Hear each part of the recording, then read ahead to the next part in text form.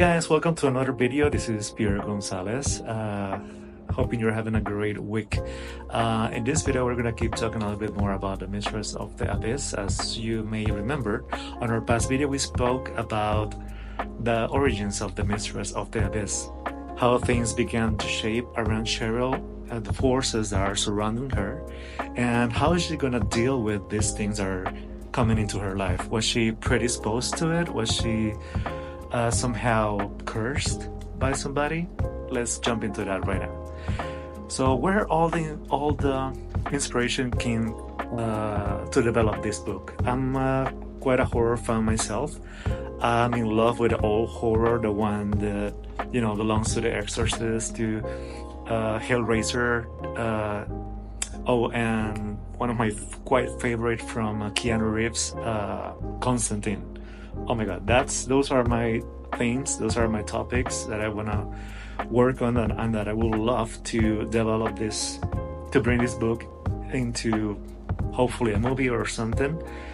But based on that kind of horror, that old-fashioned horror that brings you joy, brings you really into the movie, into this feeling of horror, of terror, of not allowing you to sleep.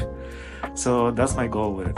I must say, in some way, I'm a bit fascinated by these entities and these forces that surround us. I believe that the fact that some people have the audacity to wake them up, to summon them, to go as far as Sheryl is going, to me is so fascinating, because they hit these limits, they hit these walls where they find themselves so like between life and death, and they don't know how to move forward.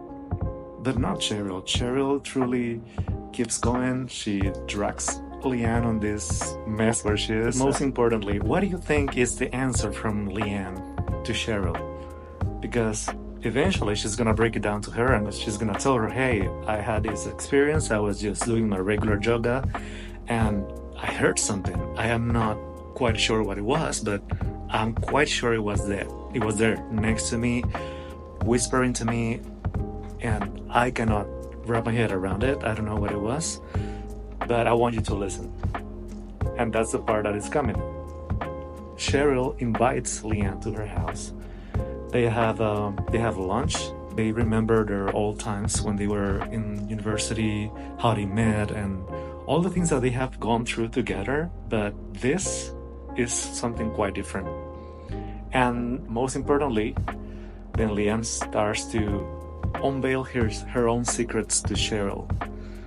And one of those secrets, well, is that actually Leanne is not that, she's not that far from the supernatural as Sheryl thinks. In fact, she's a witch. She has been doing a lot of cleanups. She knows about witchcraft. She knows about body splitting experiences. So she knows a lot about the supernatural that Sheryl was so struck in that moment. But then she knew that she can count on her, and she was actually the right person to be with her in this situation. At some point, Sheryl is so freaked out that even before she invited Leanne to the house, she got a phone call. On this phone call, she received a supernatural message from these entities, telling her what to do, giving her orders to follow. How do you think this is gonna develop from now on?